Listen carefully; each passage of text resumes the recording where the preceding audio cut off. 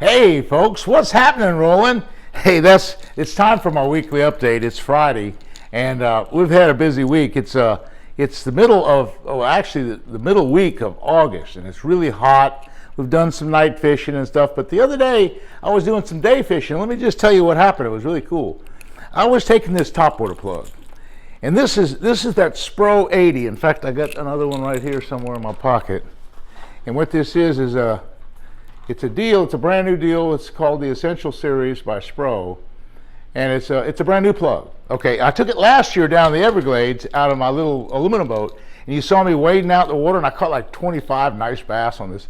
And this was a chrome one. Look at it. It's not chrome anymore. It's all the chrome is worn off. It's just all bone looking, and the hooks have caught so many fish. I've caught a couple hundred fish on this one plug. All the hooks are gone. Look, the feathers all gone. The hooks were broken. Everything's just all messed up on it. Okay, I'm throwing this on a 20-pound test monofilament, which is really kind of a heavy kind of thing. But I like monofilament for the simple reason that it doesn't sink. And so well, it sinks a little bit, but fluorocarbon sinks a whole lot. And braid, I don't know. I just have a better deal with monofilament. 20-pound monofilament's my choice for almost all my topwater plugs. And I'm throwing that on a 7-foot medium heavy action rod. It's a regular favorite rod with the 8-to-1 ratio solace reel. Okay, it makes a long cast. The beautiful thing about this topwater that I like so well, it casts even better than a devil's horse. It casts even better, or is not as good as say a big walking bait like a big Zara spook. This Pop 80 casts like a bullet, straight as an arrow, and it does a really good job. It kind of lays low in the water. Okay, so what I was doing the other day, I found some moving water. We went up to the Fellsmere area, and there's several areas up there where they're pumping water.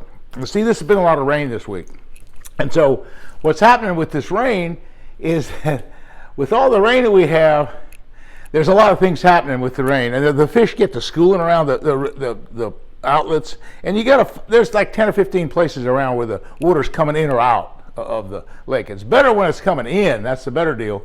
In some cases where it's going out, you can catch them too, but the best deal is when it's coming in and the shad and little balls of bait come through the culverts and come through the pumps, and all of a sudden there's just a whole bunch explosion of bass, and they're all hitting topwater and stuff. So anyway, we caught them a lot of different ways. We caught them on Carolina rigs, we caught them on little jigs, but the topwater was the main deal. And not only was the topwater the main deal where the pumps were running, but all around the area of, say, for a mile or two around, and just the calm water, all around the edges of the shore and stuff, the topwater was again working really well. So this was the big deal. Let me just show you something what happened. Let me just show you this footage right here. I was up at the pump, and I just want to show you this real quick. And let's see. Okay. That was a deal. Nice. That was a deal. Now watch this thing. Today, about a 7-pounder. That's a good one. That's a big one. He took it. The most bizarre deal I've ever seen in my life. I was throwing the plug up there, and the current would pull it under, and I'd never see it. And all of a sudden, it'd suck it down. He just ate that plug. Look how that big is that powder. He ate that plug all the way down the throat like that. A brand new way of catching topwater fish. Well, folks, you saw it happen. You know, every day is a different day. I mean, it's funny when you come up here to Florida. I've never had a topwater day quite like this one, because I've never hit backlashes and caught all these bass. It just engulfed it as it's under the water. Big old giant fish like this, folks. Hey, come to Florida. Whoa! Every day's a new day. Every day's a holiday when the skies are baby blue. Well, anyway, that's the deal. That's the deal. That's the deal. Big old 6 and 7 pound bass, and that was the deal. But what happened that was so bizarre, what the crazy thing happened was I would throw the plug up in the current, and the current was so strong, it would grab this monofilament line, this 20-pound monofilament line, and the plug would kind of swirl around to be like little whirlpools up there and stuff. And the line would pull under the water. And I'd keep twitching the plug, and I could see the plug, the topwater plug, going under. And it went under like 3 or 4 feet. And I just kind of jerk it like a jerk bait. And all of a sudden, I made like 10 bass, 10 different, well, that was the biggest one, that 7-pounder. But there were several other nice bass that would just kind of load up on it. And it was really something. It was the kind of thing that I don't know if I've ever had it happen before. Like I say, bass fishing's a different day. Every day is a different day, and every day there's like a different pattern that you'd explore. And that's what I like about, I mean, I've been fishing, what, 50, 60 years. I've never seen a topwater bite like that, ever, not even one time. Now, I've never seen it where the topwater plug gets pulled under and the bass eat the lure. I mean, that's just bizarre, but it happened. And so that's going to be an upcoming YouTube video as well. Okay, I was fishing with two guys from Little Rock, Arkansas. Bruce Waters is the brother-in-law of my preacher, Grant Thigpen. Grant Thigpen's my pastor at the New Hope Church here in Naples.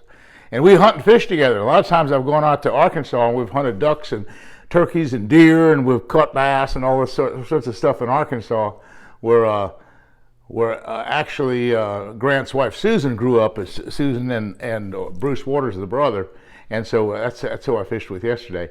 His old time friend, anyway. And then he had his buddy Scott, and Scott was a financial advisor there in Little Rock, and we just had a ball. And we also went to Headwaters. Now we went to Headwaters yesterday afternoon. I got some footage of that. We took the same plug. We took the same essential. I only had the one with me. I didn't have this new one. And that probably would have been better to have new ones because it had better hooks, and of course the new one has a little bucktail on it, which is even better. But I took this old one that was just all destroyed, and I missed one big one. I think I missed it because I see it only has two hooks on the back, and they're all bent out and they're all dull, and I missed one 6 or 7 pounds on the hard line. But what the hard line is at the Headwater Lake is there's a lot of areas all over the lake where the reeds have grown up there thick, and the alligator weeds has grown up, and there's some lettuce and some hyacinths that have blown in, and it's just like a shelf we call it a hard line. And underneath that hard line, it's completely open water. I mean, you're talking about 5 and 6 foot water, just in the roots and stuff of the hyacinths and all the grass and things hangs down about a foot or so. But the fish or say the water's as deep as I am, and say the weeds hang down this far. Well, the fish are down in here a couple feet down, and the water's clear. So I throw the topwater. Here's the deal: find the shady side. See, the shady bank is the whole deal because with the bright sun like we had yesterday, the sun would shine underneath. Say the mat was here, and if the sun was here, well, the fish would be way back under there. But on the shady side, they'd be out closer to the edge. And so we'd just take that plug, and I wasn't working it real slow. It's funny because with the devil's horse, you see me all the time working it real slow and easy, and just taking a little point and just working it real slow. And that sure works on the big fish. I've caught a lot of big fish doing that slow thing. But today, or yesterday, and the day before, we were a lot of times just going down the hardline banks or the regular shoreline banks and just making long casts because it throws a mile. And we just go ploppity, poppity, poppity, just kind of little spurts, you know, kind of fast, covering a lot of water. And we got a lot of big blow-ups. And the biggest one I caught yesterday it was about 6 pounds, but we had a couple more of that size to hit at it and bust at it and stuff. Of course, there's another thing that happens when you're using topwater in Florida. The alligators really are hungry. They're not trying to eat us. They're trying to eat whatever's on the top of the water. And if they see that topwater plug coming along, which they often do, they come a beeline at the plug. They try to get the plug. They will get the plug. So you got to be careful. You got to keep the plug away from them. And the worst thing that can happen is that you hook a great big giant bass, and you'll get it on, say, a devil's horse. This happened to me a couple of years ago with Jerry Brousseau. We were actually filming this episode. It was on Headwaters, and a bass in the 10-pound class. It eats my topwater plug, and it's floundering around on the top, and I can't get it in right away because it's a big fish and it's kind of jumping. And this alligator comes along and eats it. Eats the lure, eats the bass, eats everything. And it broke my line, of course, and I could see him. He just put his head up in the air and ate this whole big 9 or 10 or 11 pound bass. It was sickening, but I would have released it. You know, of course, I do nothing but a catch and release thing. But anyway, that's what's been happening in my world. Again, we've been doing a little bit more night fishing, and that's been kind of good. It's so hot in the daytime.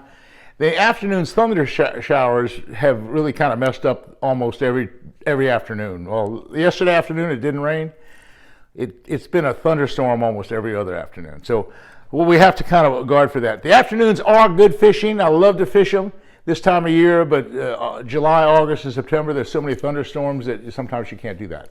Anyway, that's what's happening on my world. Hey, a lot of topwater fishing, a lot of good night fishing, and hey, stay tuned. Thanks for watching. I just really appreciate all the support that you give me, and all the subscribers I have now, and loyal fans. And I try to give you good updates and good pattern information, and I'm kind of trying to pass it on. So anyway, that's my deal. And we'll talk to you soon, and thanks for watching.